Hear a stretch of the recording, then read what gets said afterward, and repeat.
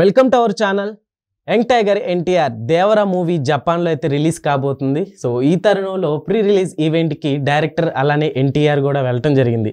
ఎన్టీఆర్తో పాటు తన భార్యను కూడా తీసుకెళ్లారు. అంతేకాదు ఈరోజు వాళ్ళ వైఫ్ బర్త్డే కావడంతో ఈ విషెస్ చేసిన ఫోటోలు వైరల్గా మారినాయి. సో దీని గురించి డిస్కస్ చేద్దాం. ప్రస్తుతం మనతోటి సీనియర్ జర్నలిస్ట్ యగ్నమూర్తి గారు ఉన్నారు. వెల్కమ్ చెప్పేద్దాం. Hi sir. హాయ్ జకీర్. అయితే జపాన్లో దేవరా మూవీ రిలీజ్ కాబోతుంది కదా సార్. అయితే ప్రీ రిలీజ్ ఈవెంట్కి ఎన్టీఆర్ గారు తమ వైఫ్ని కూడా తీసుకెళ్ళడం జరిగింది. ఈ తరుణంలో ఆమె బర్త్డే కావడం, అక్కడ తీసిన ఫోటోలు ఇప్పుడు వైరల్గా మారినాయి. ఏం చెప్తారు సార్? దేవరా 2024లో రిలీజ్ అయ్యి వరల్డ్ వైడ్గా ఘన విజయం సాధించిందని చెప్పాలి. ఎందుకంటే RRR మూవీ తర్వాత తారక్ నటించిన సినిమా సోలోగా కాబట్టి సాధారణంగా ఏంటంటే రాజమౌళితో సినిమా చేస్తే ఆ వెంటనే వచ్చే సినిమాలు ఫ్లాప్ అవుతాయి అనేటువంటి ఒక మాట వినిపిస్తూ ఉంది. గతంలో జరిగిన దాదాపు అందరి హీరోలకి కూడా అలాంటి ఎక్స్పీరియన్స్ ఉంది. కానీ ఇప్పుడు తారక్ దాన్ని బ్రేక్ చేశాడు. ఆ సెంటిమెంట్ లేదు, ఏమీ లేదు. సో సినిమా బాగుంటే ఖచ్చితంగా ఆడుతుంది అనేది ప్రూవ్ చేశాడు. యాక్చువల్గా ఇంకా బాగా ఆడాల్సింది, కానీ అట్లా అయినప్పటికీ కూడా వరల్డ్ వైడ్గా 450 కోట్ల రూపాయల పైన గ్రాస్ కలెక్ట్ చేసి దేవరా హిట్ రేంజ్కి వెళ్ళింది. అందులో చాలా లూప్ హోల్స్ కనిపించినప్పటికీ కూడా జనం దాన్ని హిట్ చేశారనే చెప్పాలి. సో టైటిల్ రోల్లో అలాగే తండ్రి కొడుకులుగా దేవరా తండ్రి అయితే కొడుకు వరద. సో ఈ రెండు పాత్రల్లో తను నటించిన విధానం, చూపించిన వైవిధ్యం ఆయన అభిమానులతో పాటు జనరల్ ఆడియన్స్ కూడా నచ్చింది. కాబట్టి ఆ సినిమా ఆ విజయం సాధించిందని చెప్పాలి. సో ఇప్పుడు ఆ సినిమాని అంటే మొత్తం ప్రపంచం అంతా రిలీజ్ అయినా జపాన్లో రిలీజ్ కాల. జపాన్లో రిలీజ్ చేయాలంటే జపనీస్ భాషలోనే రిలీజ్ చేయాలి, డబ్ చేయాలి ఆ భాష. అంతేగాని మన తెలుగు వెర్షను లేకపోతే ఇంకో వెర్షను రిలీజ్ చేయడానికి లేదు అక్కడ. అందుకని ఇప్పుడు దాని జపనీస్ భాషలోకి ప్రాపర్గా డబ్ చేసి రిలీజ్ చేయడానికి టైం పట్టింది. 28వ తేదీ అంటే మార్చి 28న ఇప్పుడు జపాన్లో అది రిలీజ్ కాబోతుంది. దీనికి సంబంధించి కొద్ది రోజుల క్రితమే ఆ ప్రమోషన్స్ నిమిత్తం వెళ్ళాలి. ప్రీ రిలీజ్ ఈవెంట్ అని కాదు, ప్రమోషన్స్. ఓకే. సో అక్కడ ప్రమోషనల్ ఈవెంట్స్ చేస్తున్నారు, అలాగే ఇంటర్వ్యూలు ఇస్తున్నాడు అక్కడ మీడియాకి. జూనియర్ ఎన్టీఆర్తో పాటు కొరటాల శివ కూడా వెళ్ళాడు. అంటే హీరో డైరెక్టర్ ఇద్దరు కూడా వెళ్ళి ప్రమోషన్స్లో పాల్గొంటున్నాడు. ఈ మధ్య చేసినటువంటి ఒక ఈవెంట్లో ఆయుధ పూజ పాట ఒకటి ఉంది కదా సినిమాలో, దానికి సంబంధించి అక్కడ లోకల్గా వాళ్ళతో పాటు తను కూడా డ్యాన్స్ చేశాడు. ఆ డ్యాన్స్ చేసిన వీడియోస్ కూడా చాలా వైరల్ అయ్యాయి. సో ఇప్పుడు ఈరోజు అంటే ఆయన భార్య లక్ష్మీ ప్రణతి బర్త్డే వచ్చింది. సరిగ్గా వాడు అక్కడ ఉన్నప్పుడే ఇప్పుడు 2011లో వాళ్ళ పెళ్ళయింది. మన అందరికీ తెలుసు, వాళ్ళు నార్నే ఫ్యామిలీకి సంబంధించినటువంటి నార్నే శ్రీనివాస్ గారి కూతురు. సో ఆ రెండు కుటుంబాల మధ్య ఉన్నటువంటి అంటే నందమూరి కుటుంబానికి నార్నే కుటుంబానికి మధ్య అనుబంధం రీత్యా ఈ పెళ్ళి పెద్దలు కుదిర్చారు. పెళ్ళి జరిగింది. అప్పటి నుంచి కూడా వాళ్ళిద్దరూ కూడా అన్యోన్యంగా ఉంటున్నట్టే మనకు కనిపిస్తూ ఉన్నారు.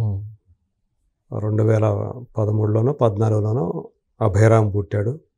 తర్వాత 2 ఏళ్లకి భార్గవరామ్ పుట్టాడు. సో 2 కొడుకులు ఆ జంటకి. సో ఇప్పుడు ఎక్కడికి వెళ్ళినా కానీ అంటే దూర ప్రాంతానికి వెళ్ళేటప్పుడు భార్యని తీసుకుని వెళ్తున్నాడు, కలిసి వెకేషన్స్కి వెళ్తున్నారు, లైఫ్ని జాలీగా గడుపుతున్నట్టు మనకి తెలుస్తూ ఉంది. సో ఇప్పుడు మరి జపాన్లో ఉన్నారు.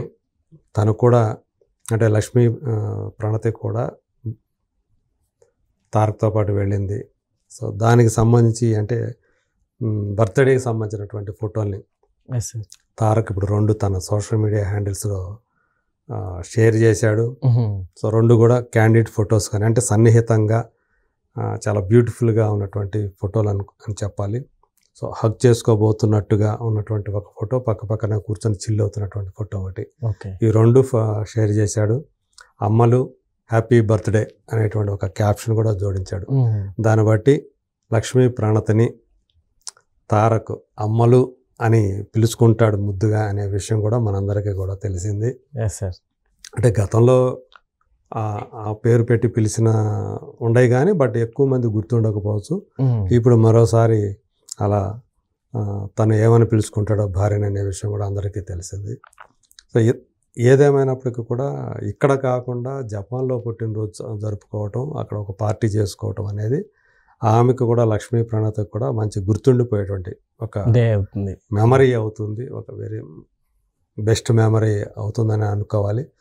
అంటే ఇంకా ఎలా చేసుకున్నారు, వాళ్ళ బర్త్డే అనేది సెలబ్రేట్ చేసుకున్నారు ఏంటి అనేది మనకి ఇంకా పూర్తి వివరాలు రాకపోయినప్పటికీ కూడా ఖచ్చితంగా వాళ్ళ ఒక హ్యాపీ మూమెంట్స్లో, ఎందుకంటే జపనీస్ భాషలోకి దేవర సినిమా రిలీజ్ కాబోతున్న 2 రోజుల ముందు సో ఇది ఆమె బర్త్డే రావటం, దాన్ని సెలబ్రేట్ చేసుకోవటం అనేది నిజంగా ఆమెకు సంబంధించి ఒక బెస్ట్ మెమరీ అని చెప్పేసి అనుకోవాలి.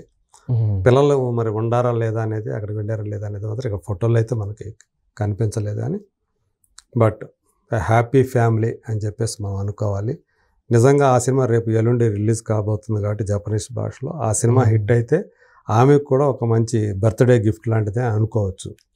ఇప్పటికే ఆమెకి బర్త్డే గిఫ్ట్, ఎందుకంటే ఒక జపనీస్ భాషలో రిలీజ్ అయ్యే అవకాశాలు చాలా తక్కువ సినిమాలకే దొరుకుతాయి.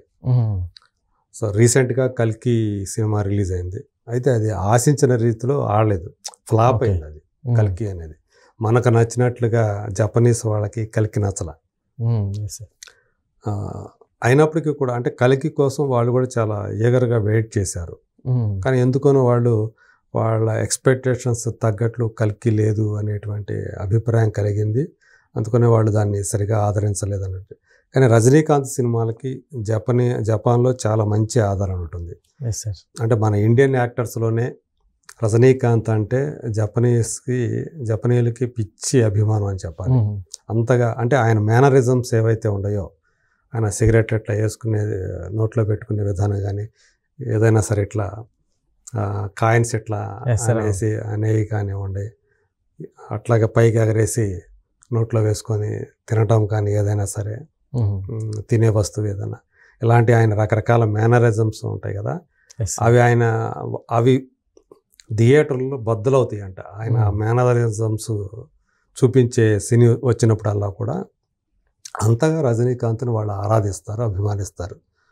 సో ఈ మధ్య కాలంలో తెలుగు సినిమా అట్లాగే అమితాబ్ సినిమాలు కూడా అక్కడ బాగానే, అమితాబ్ అన్నా కూడా వాళ్ళకి ఇష్టం, షారుఖ్ ఖాన్ అన్నా కూడా వాళ్ళకి ఇష్టమే.